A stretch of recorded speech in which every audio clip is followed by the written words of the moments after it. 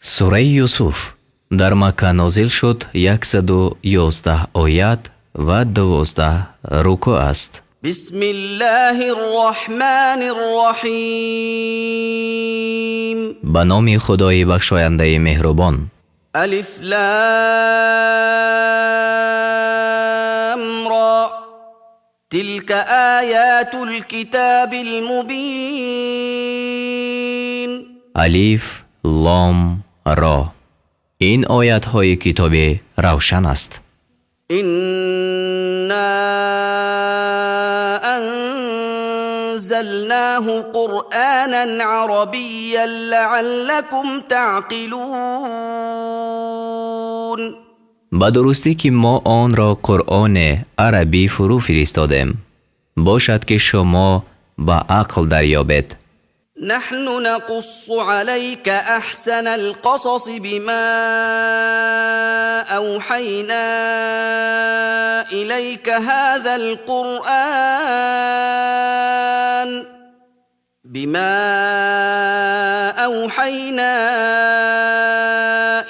هذا القرآن وإن كنت من قبله لمن الغافلین. ما با وحی فرستادن خود به سوی تو این قرآن را بر تو بهترین قصه می‌خوانیم و همان حال این است که تو پیش از آن از بیخبران بودی. اذ قال یوسف لأبیه یا ابت انی رأیت 11 کوكبا والشمس والقمر رأیتهم لی ساجدین. یاد کن چون یوسف به پدری خود گفت ای پدری من، به درستی که من به خواب 11 ستاره و آفتاب و ماه را دیدم، اینها را برای خود سجده کننده دیدم. قال یا بنی لا تقصص رؤیاک علی اخوتك فیکیدوا لك کیدا ان الشیطان للانسان عدو مبین. گفت ای پسرک من، خواب خود را پیش برادرانت بیان مکن که آنگاه در حق تو حیله بیندیشند. همانا شیطان دشمنی آشکاری آدمی است. وكذلك يجتبيك ربك ويعلمك من تأويل الأحاديث ويتم نعمته عليك وعلى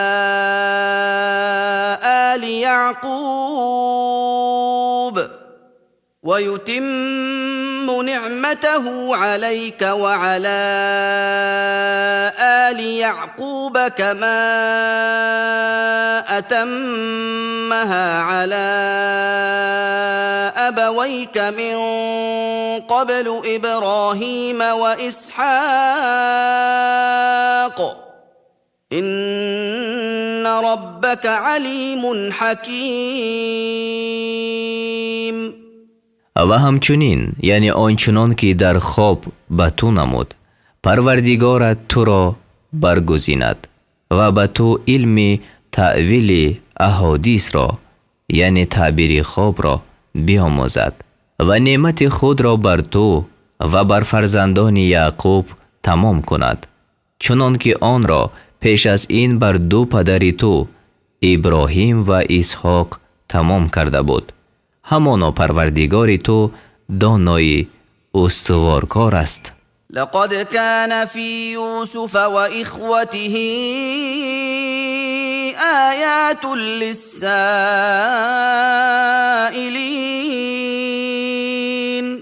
به درستی که در قصه یوسف و برادران او برای سؤال کنندگان نشانه ها هست. اذ قالوا ليوسف وأخوه أحب إلى أبينا منا ونحن عصبة إن أبانا لفي ضلال مبين. چون گفتند یوسف و برادر حقیقی او نزد پدرمان از ما دوست داشته تر است و ما گروه نیرومند هستیم. همانا پدرمان در خطای آشکار است. اقتلوا یوسف او اطرحوه ارضا یخل لكم وجه ابیکم وتكونوا من بعده قوما صالحین. یوسف را بکشید یا به زمین نامعلوم بیفکنید تا توجه پدری شما به سوی شما شود و تا بعد از این گروه شایسته باشد، یعنی توبه کنید. قال قائل منهم لا تقتلوا يوسف وألقوه في غيابة الجب يلتقطه بعض السيارة إن كنتم فاعلين. گوینده از آنها گفت یوسف را مکشید و اگر کار کردنی هستید او را در چاه تاریک بیفکنید تا بعضی از کاروانیان او را برگیرند. قالوا يا أبانا ما لك لا تأمنا على يوسف وإنا له لناصحون. گفتند ای پدر ما، تو را چه شده است که ما را بر یوسف امین نمیپنداری و به درستی که ما برای او نیکخواه هستیم. ارسله معنا غدا يرتع ويلعب وإنا له لحافظون. او را فردا با ما بفرست تا میوه بسیار بخورد و بازی بکند، همانا ما نگهبان او هستیم. قال إني ليحزنني أن تذهبوا به وأخاف أن يأكله الذئب وأنتم عنه غافلون. گفت همانا آن که شما او را ببرید مرا اندوهگین میکند و از آن میترسم که او را گرگ بخورد و شما از وی بخبر باشید. قالوا لئن أكله الذئب ونحن عصبة إنا إذا لخاسرون.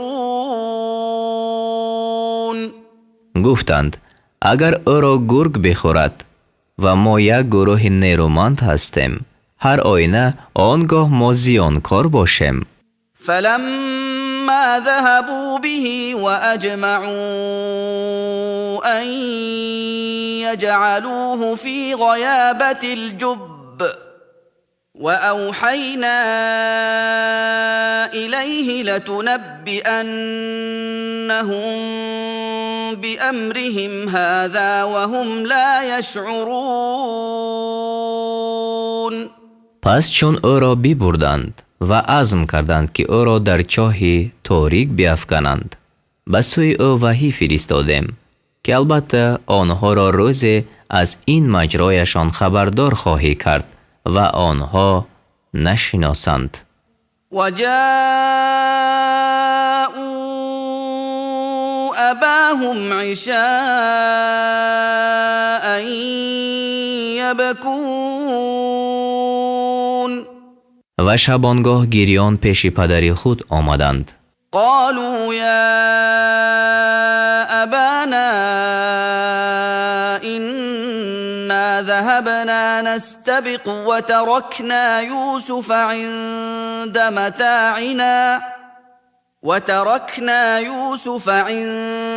متاعنا فأكله الذئب وما أنت بمؤمن لنا ولو كنا صادقين.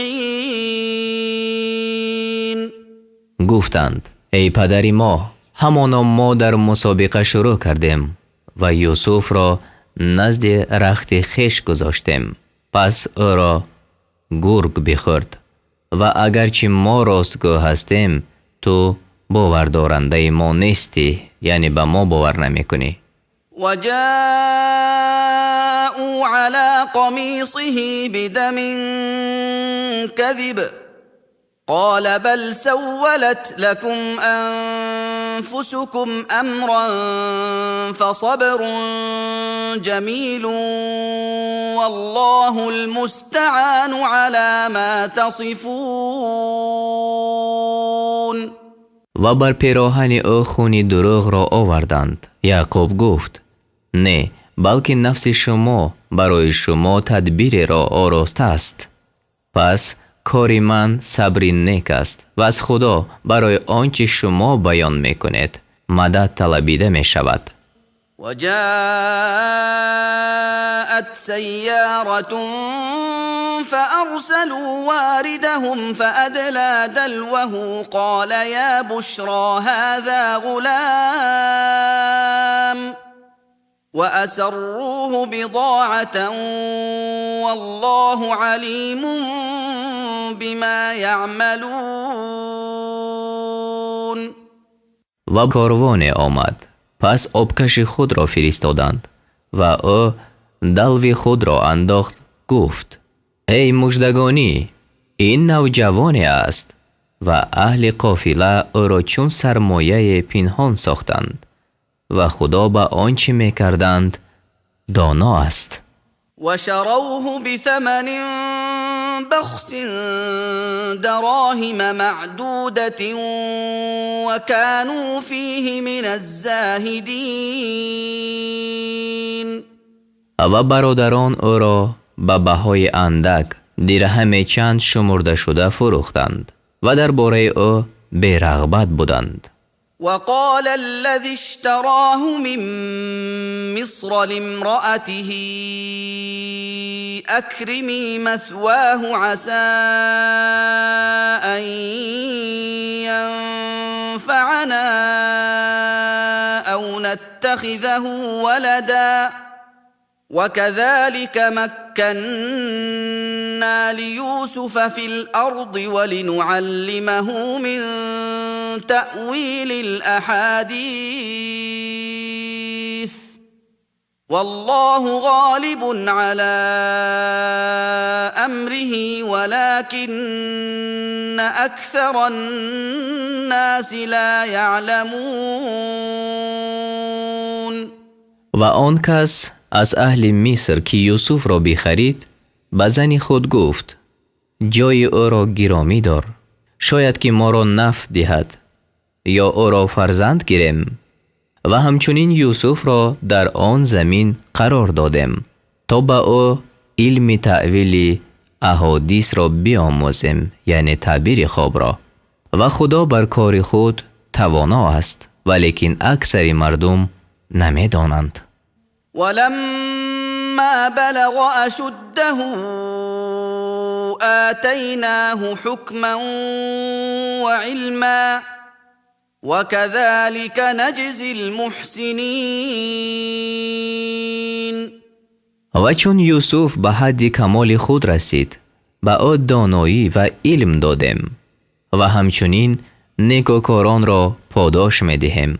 وراودته التي هو في بيتها عن نفسه وغلقت الأبواب وقالت هيت لك قال معاذ الله إنه ربي أحسن مثواي إنه لا يفلح الظالمون.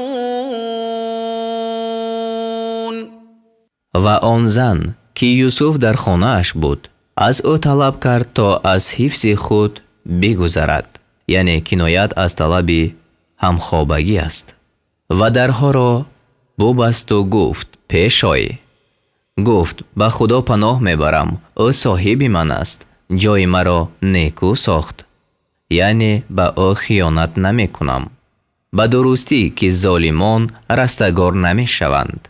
ولقد همت به وهم بها لولا أن رأى برهان ربه كذلك لنصرف عنه السوء والفحشاء إنه من عبادنا المخلصين.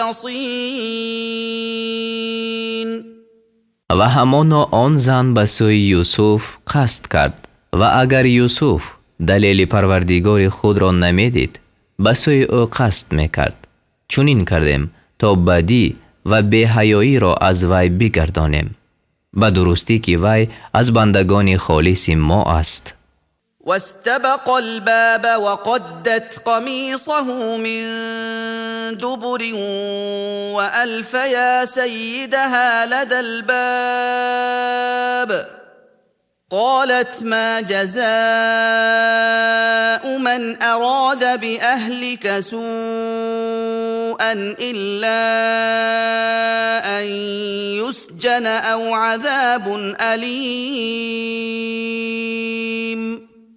و هر دو به سوی دروازه بشتافتند و آن زن پیراهن یوسف را از پس پشت بدرید و شوهر زن را نزد دروازه یافتند. زن گفت چیست جزای کسی که به اهل تو کاری بد خواسته باشد مگر آن که به زندان کرده شود یا عذاب درد دهنده؟ قال هي راودتني عن نفسي وشهد شاهد من أهلها إن كان قميصه قد من قبل فصدقت وهو من الكاذبين. یوسف گفت این زن از من طلب کرد تا مرا از حفظ نفس خود غافل کند و گواه از قبیله زن گواهی داد که اگر پیراهن یوسف از پیش دریده است پس این زن راست گفته است و یوسف از دروغگویان است. و این کان قمیصه قد من دبر فكذبت وهو من الصادقین.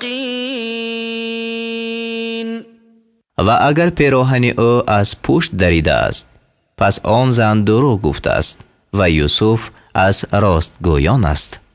فلما رأى قميصه قد من دبر قال إنه من كيدكن إن كيدكن عظيم. پس چون شوهرش پیراهن او را دید که از پس دریده است گفت همانا این کار از مکر شما است ای زنان، همانا مکر شما ای زنان بزرگ است. یوسف اعرض عن هذا واستغفری لذنبك انك كنت من الخاطئین. ای یوسف از این ماجرا درگذر و ای زن برای گناه خود آمرزش بخواه که به درستی تو از خطا کنندگان بوده ای. وقال نسوة في المدينة امرأة العزيز تراود فتاها عن نفسه قد شغفها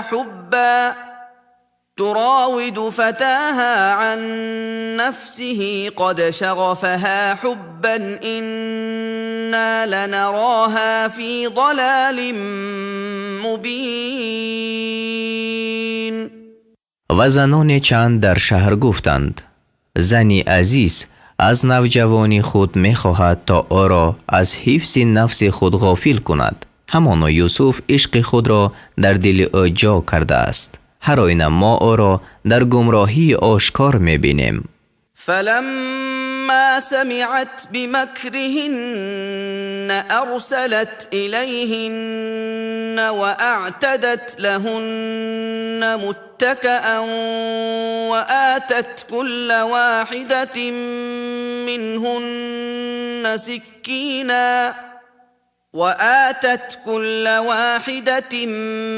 منهن سكينا وقالت اخرج عليهن فلما رأينه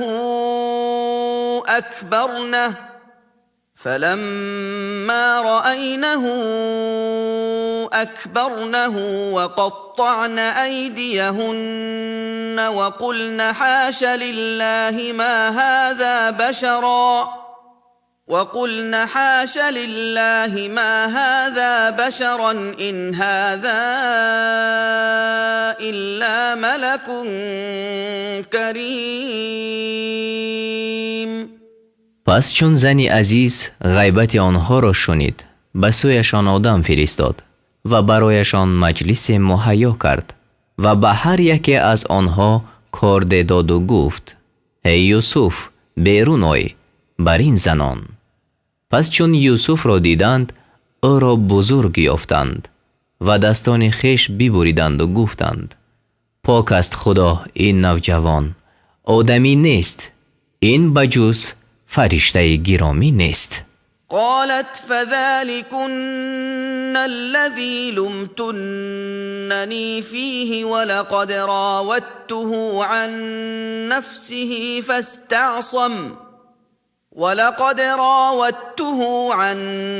نفسه فاستعصم ولئن لم يفعل ما آمره ليسجنن وليكون من الصاغرين. زنی عزیز گفت این آن کس است که مرا در عشق وی ملامت کرده بودید. به درستی که من از وی طلب کردم تا او را از حفظ نفس خودش غافل کنم. پس خود را نگاه داشت. اگر آنچه به او می‌فرمایم نکند البته زندان کرده شود و از خارشدگان باشد.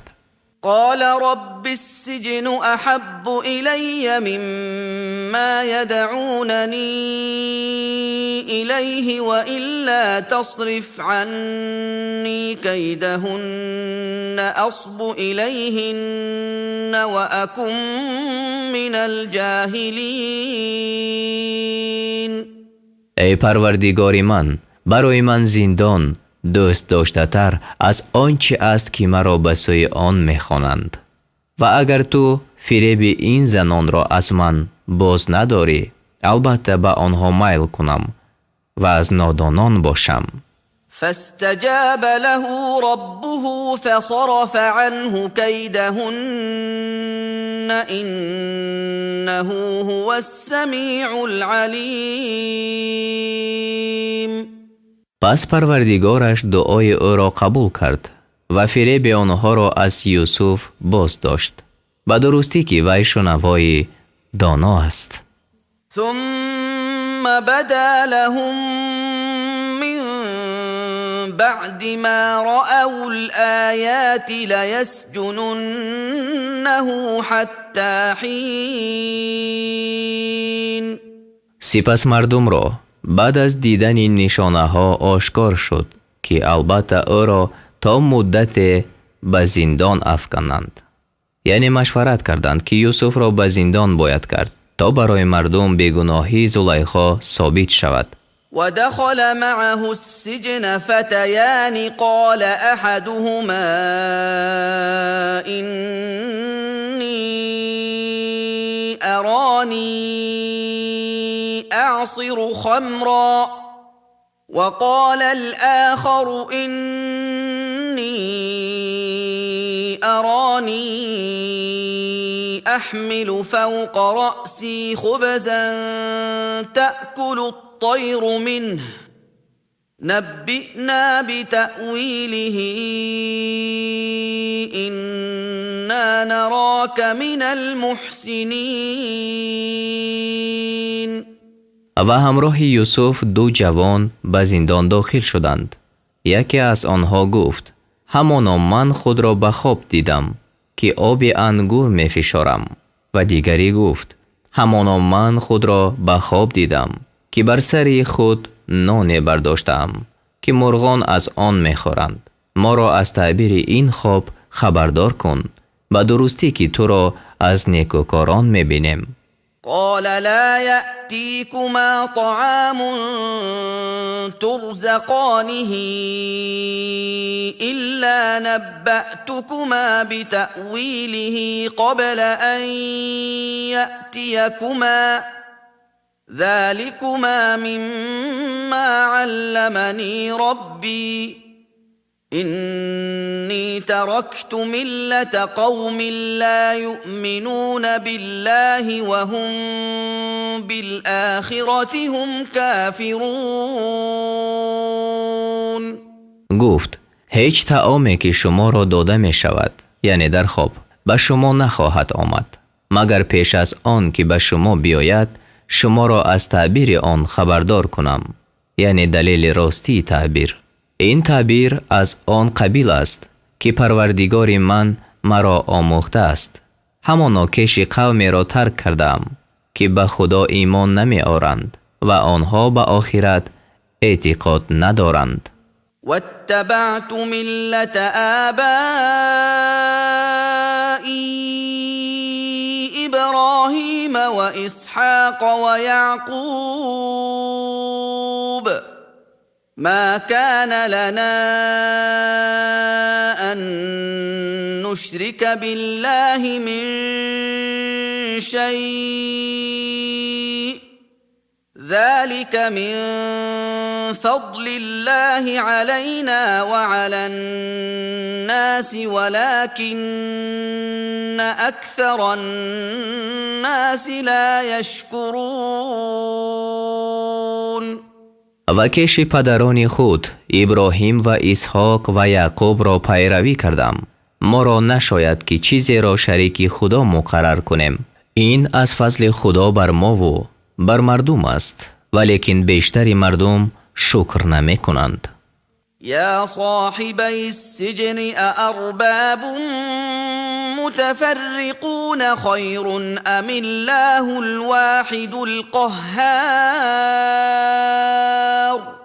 ای دو یاری زندانی من، آیا خدایانی پراکنده بهترند یا خدای یکتای غالب؟ ما تعبدون من دونه إلا أسماء سميتموها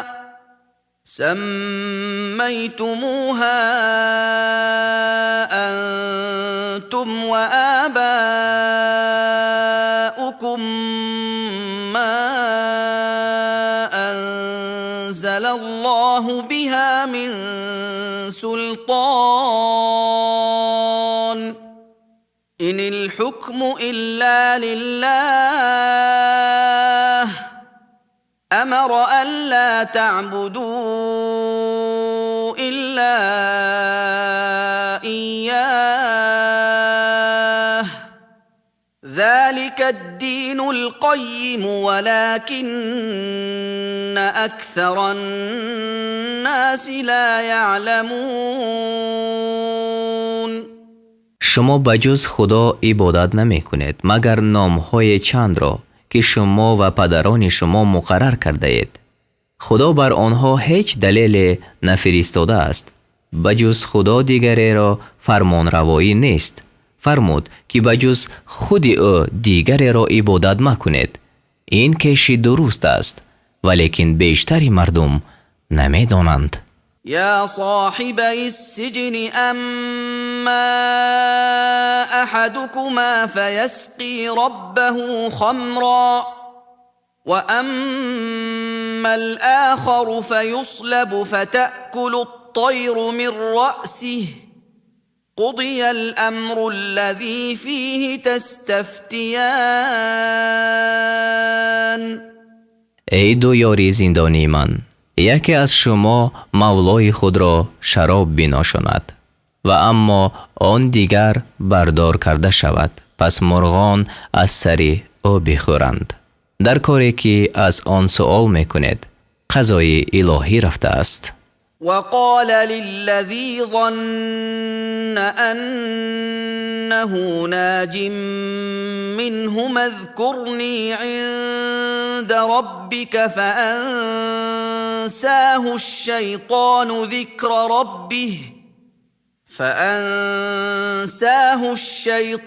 ذكر ربه فلبث في السجن بضع سنين.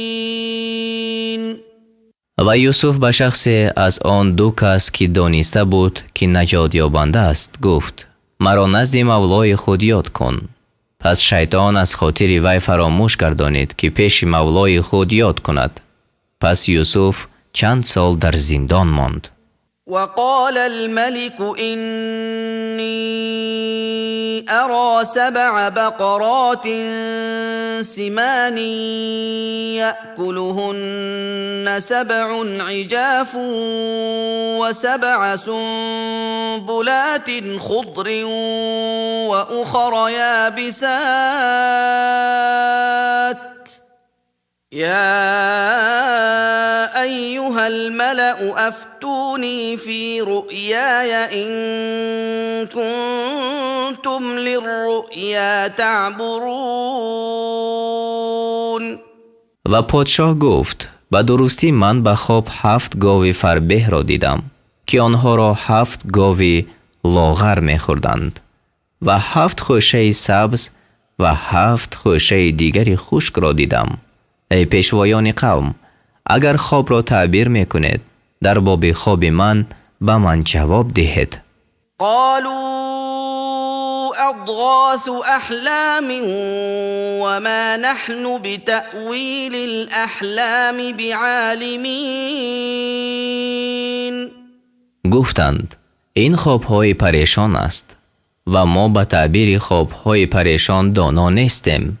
وقال الذي نجا منهما وادكر بعد أمة أنا أنبئكم بتأويله فأرسلون. و آن شخص از آن 2 کس که نجات یافته بود و بعد مدت به یاد آورده بود گفت من شما را از تعبیر این خواب خبر می دهم، پس مرا بفرستید. يوسف أيها الصديق أفتنا في 7 بقرات سمان يأكلهن 7 عجاف و7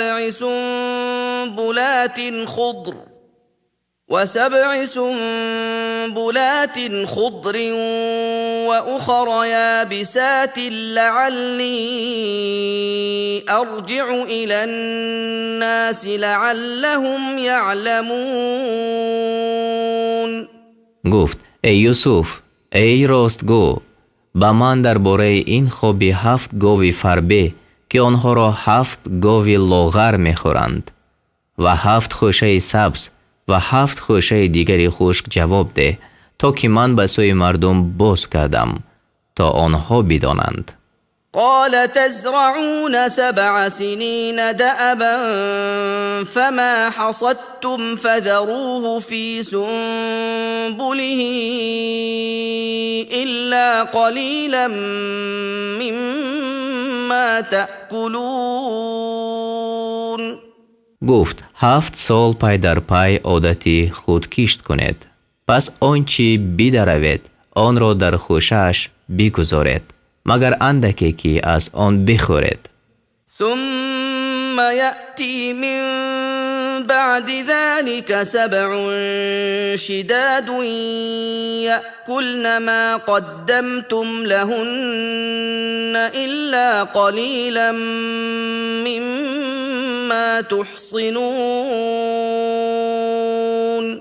باز بعد از آن 7 سال سخت بیایند، آنچه را که برای آنها ذخیره نهاده بودید بخورند مگر اندکی از آنچه به احتیاط نگاه دارید.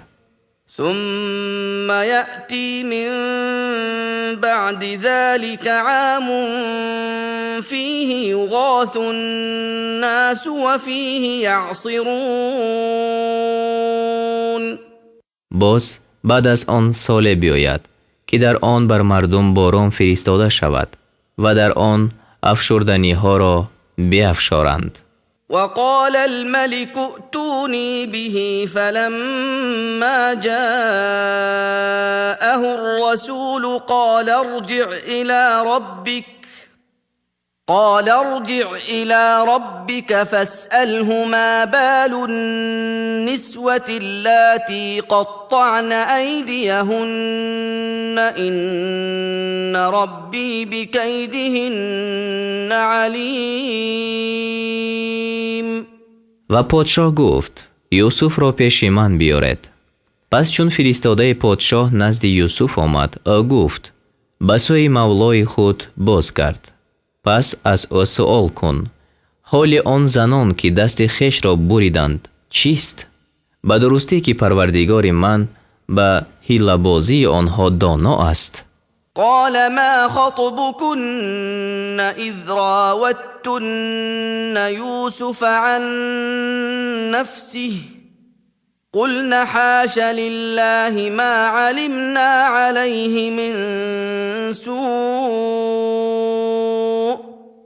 قالت امرأة العزيز الآن حصحص الحق أنا راودته عن نفسه وإنه لمن الصادقين. پادشاه گفت حال شما چی بود وقتی که از یوسف خواستید تا او را از حفظ نفس بلغزانید؟ گفتند پاکی خدای را است، ما بر یوسف هیچ گناه ندانستیم.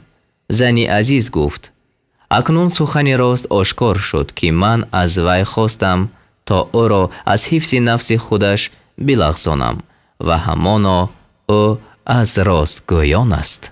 ذلك ليعلم أني لم أخنه بالغيب وأن الله لا يهدي كيد الخائنين.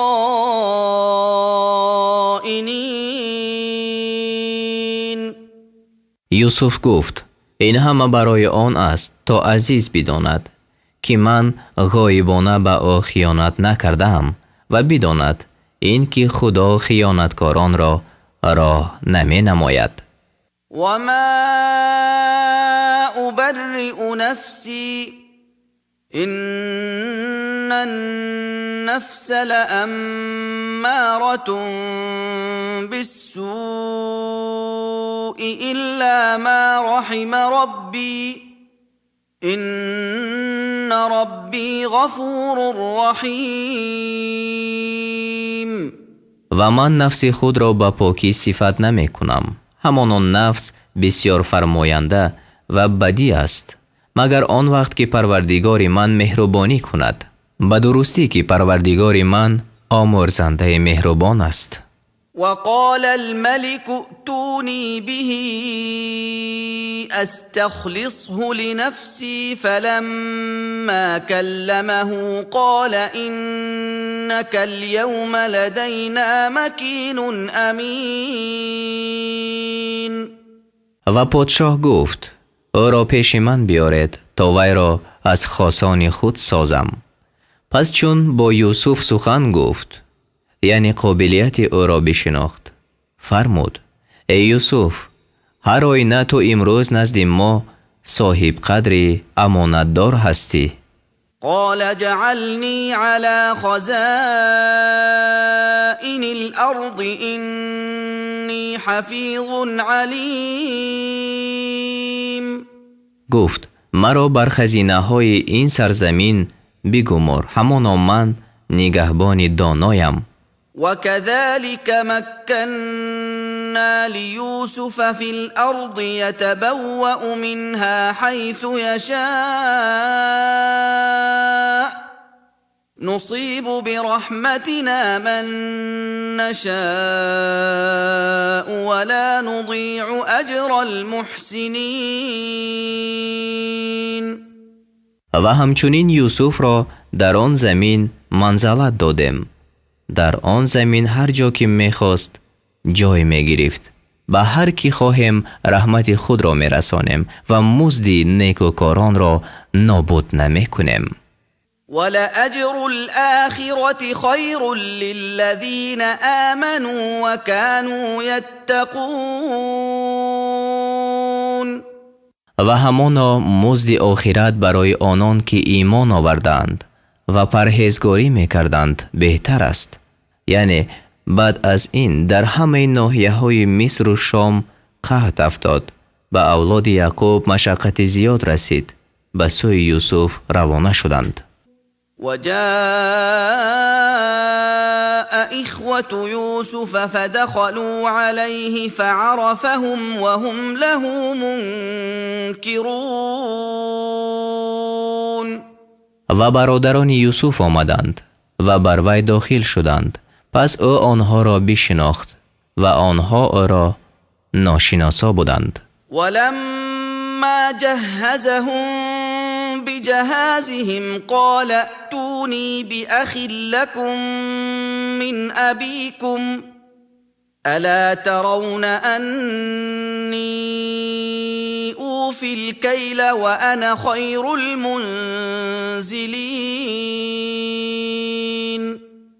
و چون سامان آنها را برایشان مهیا کرد گفت برادری خود را که از پدر شما است پیش من بیارید، یعنی از دیگر مادر جدا. آیا نمی بینید که من پیمانه را به تمامی می دهم و من بهترین مهمانداری کنندگان هستم؟ فإن لم تأتوني به فلا كيل لكم عندي ولا تقربون.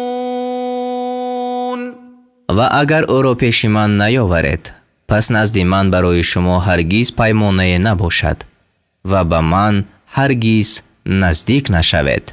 قالوا سنراود عنه أباه وإنا لفاعلون. گفتند با پدر او گفت و شنید میکنیم، ما البته این کار را خواهیم کرد. وقال لفتيانه جعلوا بضاعتهم في رحالهم لعلهم يعرفونها إذا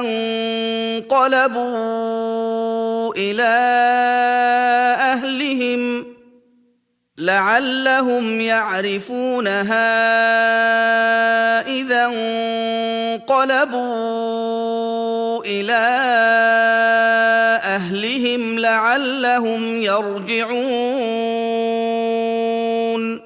و یوسف به غلامان خود گفت سرمایه آنها را در خرجین‌هایشان بنهید، شاید آنها چون به اهل خانه خیش باز روند آن را بشناسند بود که آنها باز آیند. فلما رجعوا إلى أبيهم قالوا يا أبانا منع منا الكيل فأرسل معنا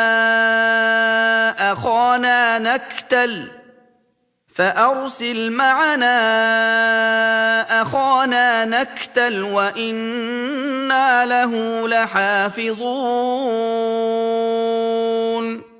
پس چون به سوی پدر خیش بازگشتند گفتند ای پدر ما، پیمانه از ما من کرده شد، پس برادر ما را با ما بفرست تا پیمانه گیریم و همان ما نگهبان وی هستیم. قال هل آمنكم عليه إلا كما أمنتكم على أخيه من قبل فالله خير حافظا وهو أرحم الراحمين.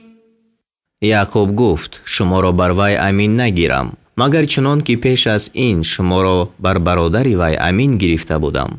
پس خدا نگهدارنده بهتر است و او مهربانترین مهربانان است. ولما فتحوا متاعهم وجدوا بضاعتهم ردت إليهم قالوا يا أبانا ما نبغي هذه بضاعتنا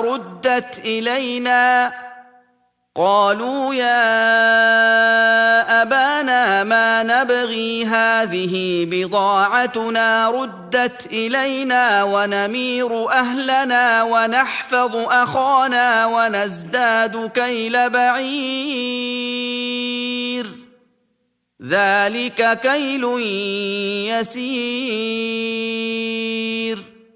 و چون بارهای خود را بکشادند سرمایه خود را یافتند که به آنها بازگردانیده شده است گفتند ای پدر ما، بیش از این چی می‌خواهیم؟ این سرمایه ما است که به سوی ما بازگردانیده شده است. پس به ملک باز رویم و برای کسان خود غله آوریم، برادر خود را نگهبانی کنیم و پیمانه یک شتر زیاده آوریم و آنچه آورده‌ایم پیمانه اندک است. قال لن أرسله معكم حتى تؤتون موثقا من الله لتأتونني به إلا أن يحاط بكم فلما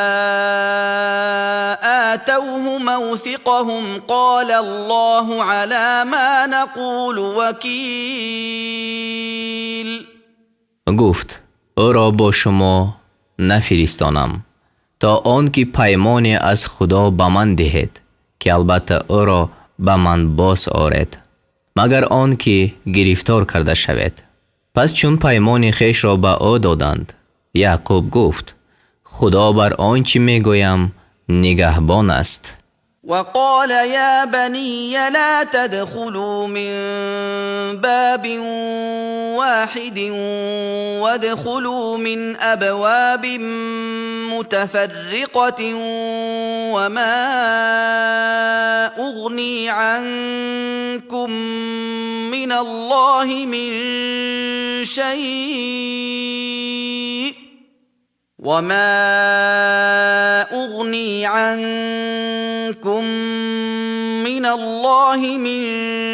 شيء إن الحكم إلا لله عليه توكلت وعليه فليتوكل المتوكلون. و گفت ای پسران من، از یک دروازه داخل مشوید و از دروازه های پراکنده درآیید، یعنی تا چشم زخم نرسد، و چیزی را از قضای خدا از سر شما دفع نمی کنم و بجز خدا کسی را فرمان روایی نیست. بر وی توکل کردم و متوکلان باید که بر وی توکل کنند. ولما دخلوا من حيث أمرهم أبوهم ما كان يغني عنهم من الله من شيء إلا حاجة في نفس يعقوب قضاها وإنه لذو علم لما علمناه ولكن أكثر الناس لا يعلمون. و چون از آن راه که پدرشان به آنها فرموده بود داخل شدند، چیزی را از قضای خدا از سر آنها دفع کرده نمی توانست، لیکن خطره را سرانجام داد. یعنی خطره اینجا به معنای اندیشه را در دل گذرانیدن، به خاطر گذرانیدن کار یا اندیشه و یا فکر که در ضمیر یعقوب بود و به درستی که او به آنچه او را آموخته بودیم صاحب علم بود، ولیکن اکثر مردم نمی دانستند. ولما دخلوا على يوسف آوى إليه أخاه قال إني أنا أخوك فلا تبتئس بما كانوا يعملون. و چون بر یوسف وارد شدند، برادر خود را نزد خود جای داد، گفت به درستی که من برادری تو هستم، پس به سبب آنچه می کردند اندوهگین مباش. فلما جهزهم بجهازهم جعل السقاية في رحل أخيه ثم أذن مؤذن أيتها العير إنكم لسارقون. پس وقتی که سامان آنها را برایشان مهیا کرد، جام را در خورجین برادر خود نهاد. بعد از آن آواز کننده آواز داد ای کاروانیان، همانا شما دزدید. قالوا وأقبلوا عليهم ماذا تفقدون. کاروانیان را به سوی آنها آورده گفتند چیست آنچه گم کرده اید؟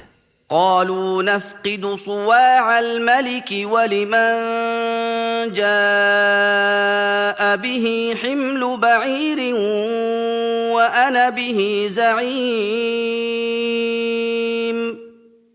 گفتند پیمانه پادشاه را گم کرده ایم و برای کسی که آن را بیارد یک باری شتر باشد و من به این وعده ضامنم. قالوا تالله لقد علمتم ما جئنا لنفسد في الأرض وما كنا سارقين. گفتند به خدا همانا دانسته اید که ما نآمده ایم تا در زمین فساد کنیم و هرگز دزد نبوده ایم. قالوا فما جزاؤه إن كنتم كاذبين. گفتند اگر شما دروغگو باشید پس جزای این فعل چیست؟ قالوا جزاؤه من وجد في رحله فهو جزاؤه كذلك نجزي الظالمين.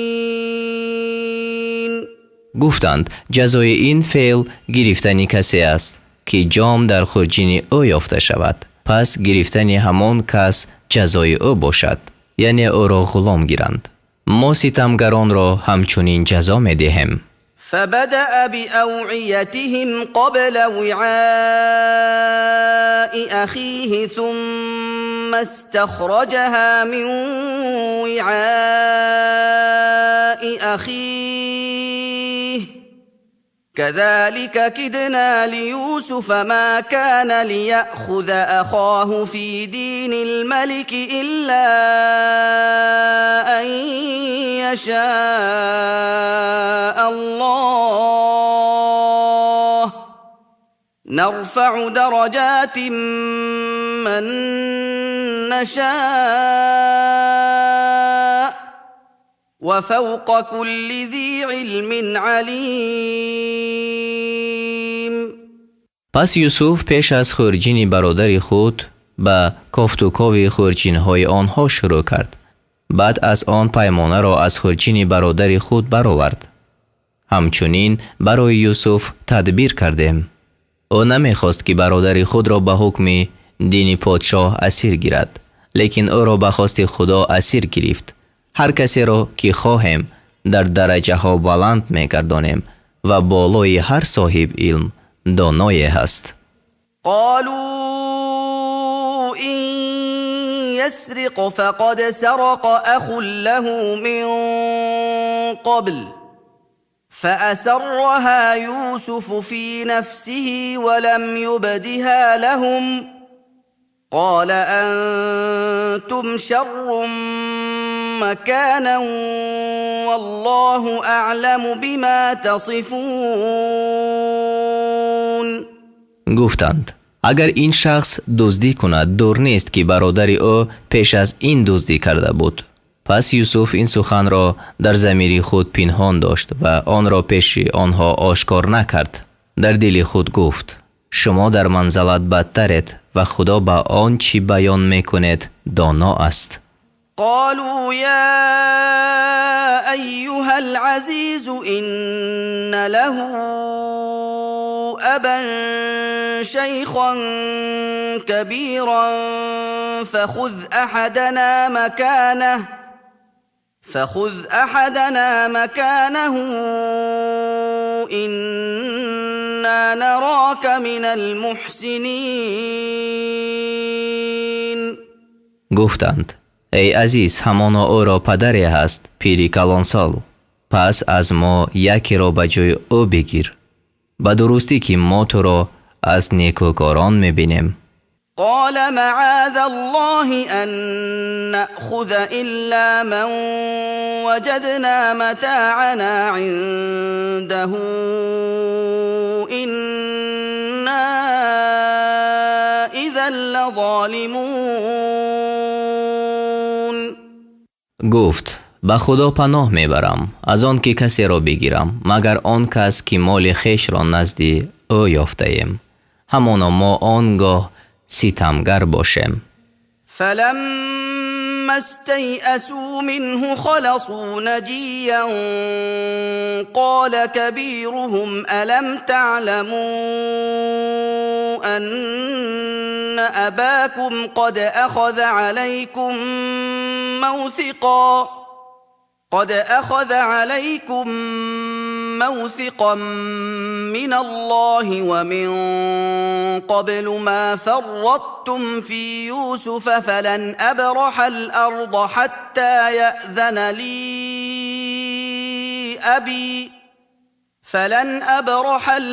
حتى يأذن لي أبي أو يحكم الله لي وهو خير الحاکمین. پس چون از وی ناامید شدند تنها مشورت کنان به خلوت رفتند. بزرگترین آنها گفت آیا ندانسته اید که پدرتان پیمانی از خدا بر شما گرفته است و شما پیش از این در حق یوسف کوتاهی کرده بودید؟ پس از این سرزمین جدا نخواهم شد تا وقتی که پدرم به من اجازت دهد یا خدا مرا حکم کند و او بهترین حکم کنندگان است. ارجعوا إلى أبيكم فقولوا يا أبانا إن ابنك سرق وما شهدنا إلا بما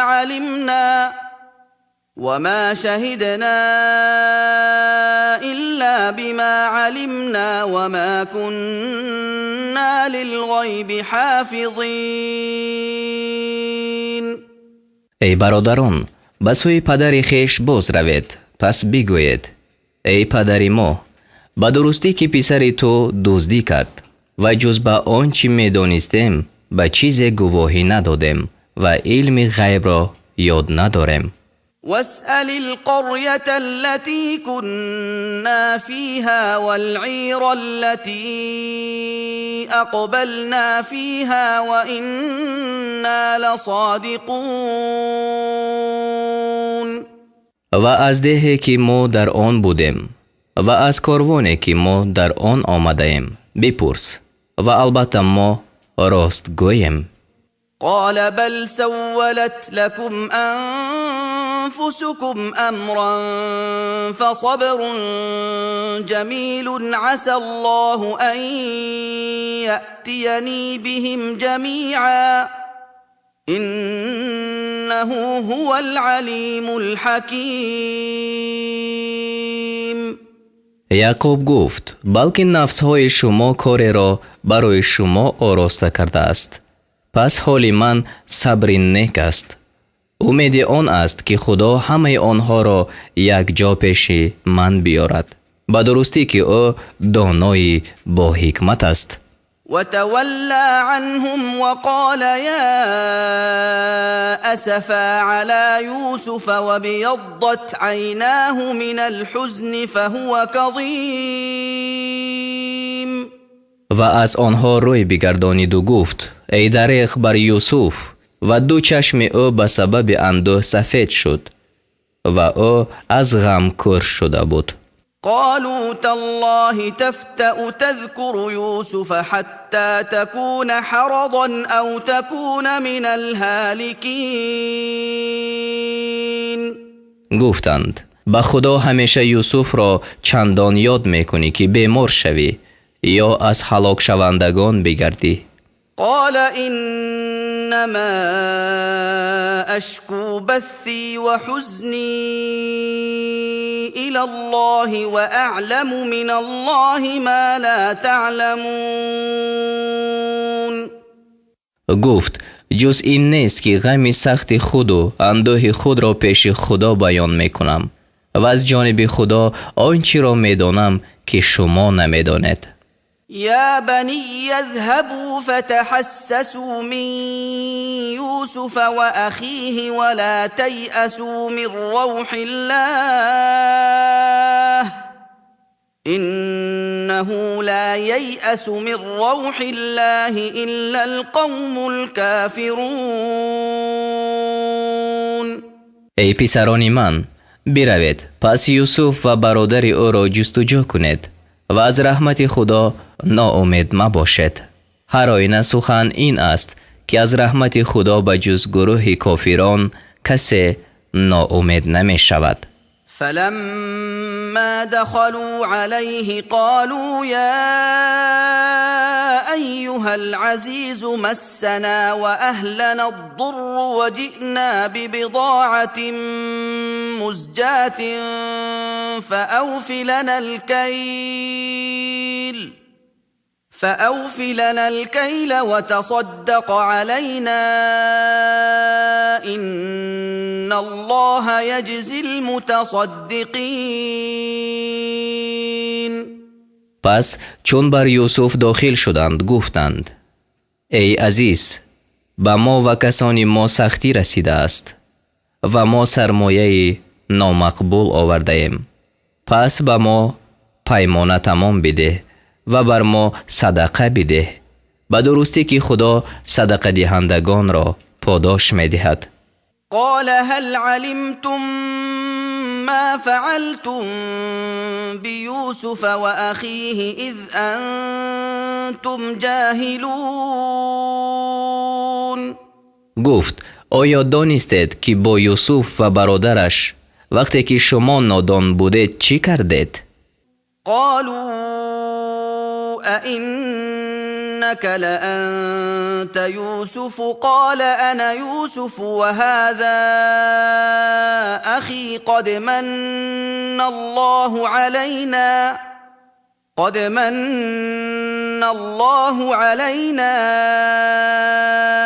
إنه من يتق ويصبر فإن الله لا يضيع أجر المحسنين. گفتند آیا در حقیقت تو یوسفی؟ گفت من یوسفم و این برادری من است. به درستی که خدا بر ما انعام کرد.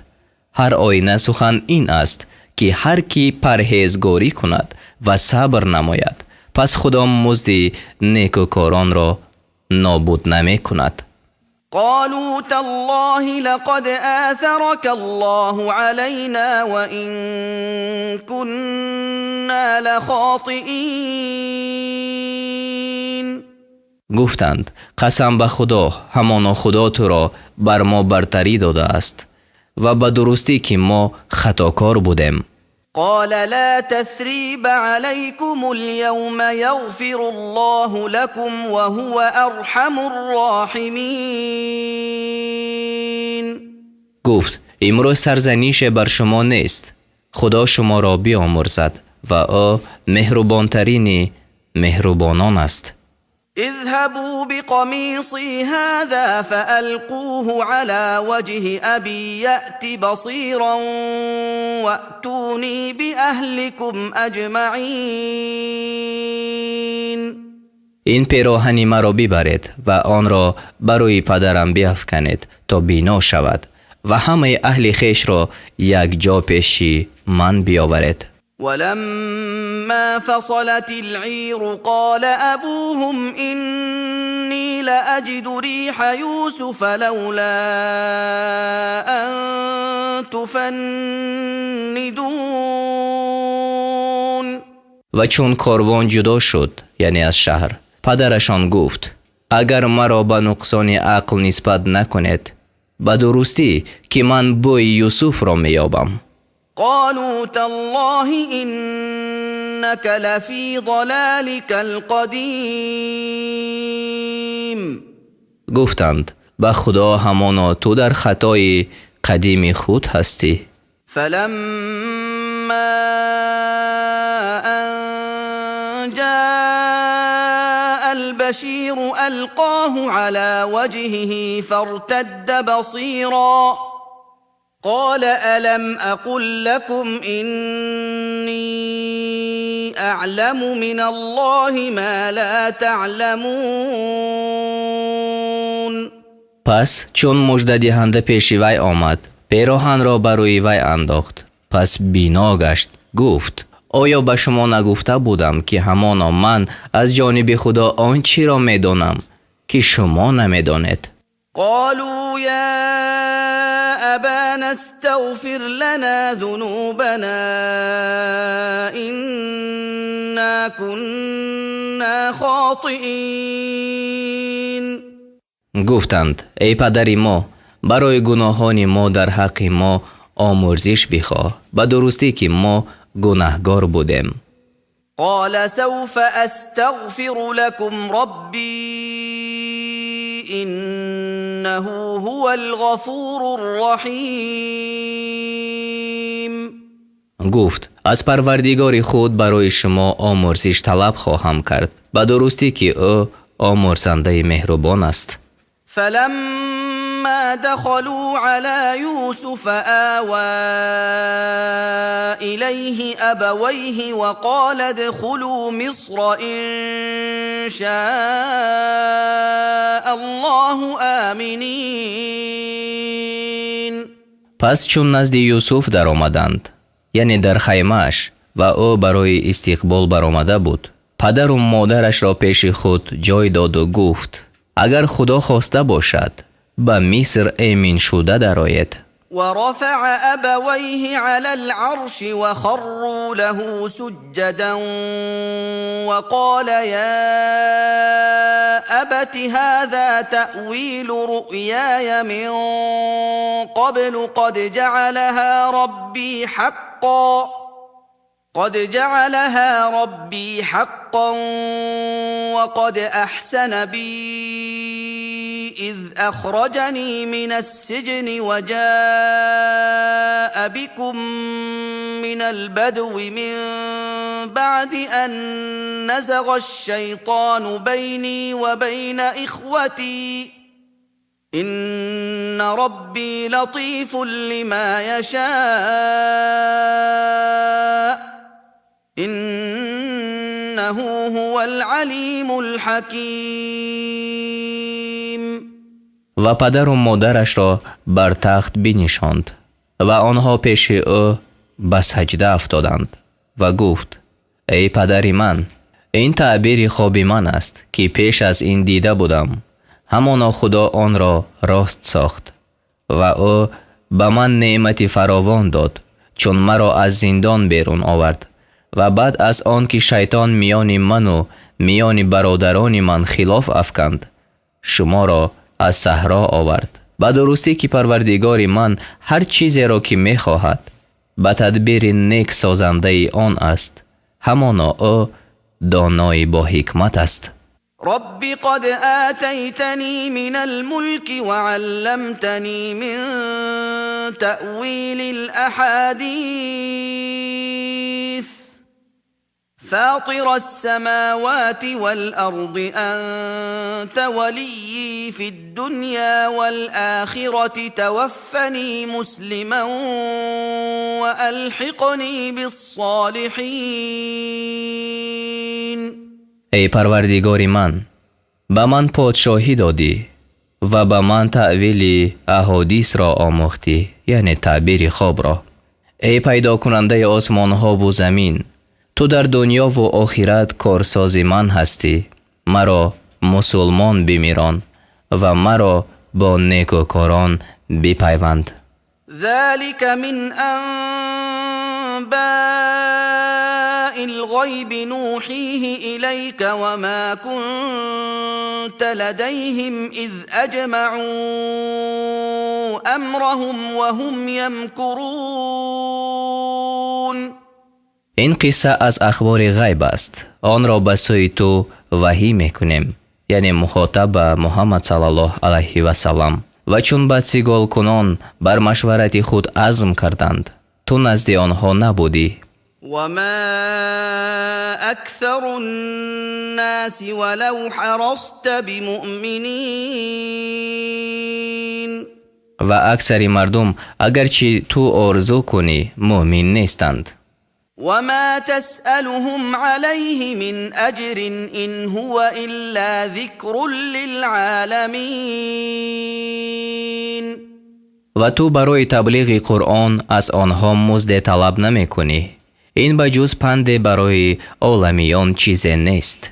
وكأي من آية في السماوات والأرض يمرون عليها وهم عنها معرضون.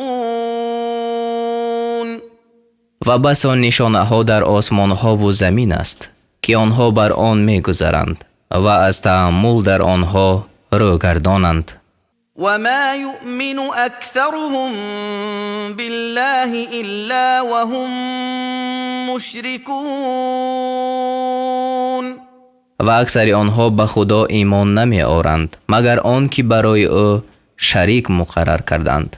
أفأمنوا أن تأتيهم غاشية من عذاب الله أو تأتيهم الساعة بغتة وهم لا يشعرون آیا امین شدند از آن که عقوبت فراگیر از عذاب خدا بر آنها بیاید یا قیامت ناگهان به آنها بیاید و آنها آگاه نباشند؟ قل هذه سبيلي أدعو إلى الله على بصيرة أنا ومن اتبعني وسبحان الله وما أنا من المشركين. بگو این راه من است، من و پیروان من با حجت آشکار به خدا میخوانیم و خدا پاک است و من از شرک آورندگان نیستم. وما أرسلنا من قبلك إلا رجالا نوحي إليهم من أهل القرى أفلم يسيروا في الأرض فينظروا كيف كان عاقبة الذين من قبلهم ولدار الآخرة خير للذين اتقوا أفلا تعقلون. و ما پیش از تو کسی را نفرستادیم مگر مردانی را از اهل دهه ها که به آنها وحی می فرستادیم. آیا در زمین سیر نکردند تا ببینند آخری کاری کسانی که پیش از آنها بودند چگونه شد و همانا سرای آخرت برای پرهیزگاران بهتر است؟ آیا نمی فهمید؟ حتی اذا استيأس الرسل وظنوا أنهم قد كذبوا جاءهم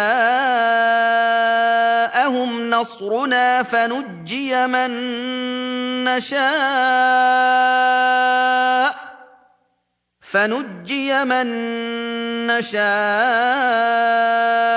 ولا يرد بأسنا عن القوم المجرمين. مهلت دادیم تا وقتی که پیغمبران ناامید شدند و قومشان گمان کردند که آنها به دروغ وعده کرده شدند، یاری ما به آنها رسید و هر کس را که خواستیم نجات داده شد و عذاب ما از گروه ستمگران باز داشته نمی شود. لقد كان في قصصهم عبرة لأولي الألباب ما كان حديثا يفترى ولكن تصديق الذي بين يديه وتفصيل كل شيء وهدى ورحمة لقوم يؤمنون. به درستی که در قصه پیغمبران برای صاحب خیردان پنده هست. قرآن سخن نیست که بربافته باشد، ولیکن تصدیق کننده آنچه است که پیش از وی است و بیان کننده هر چیز و هدایت و بخشایش برای مؤمنان است.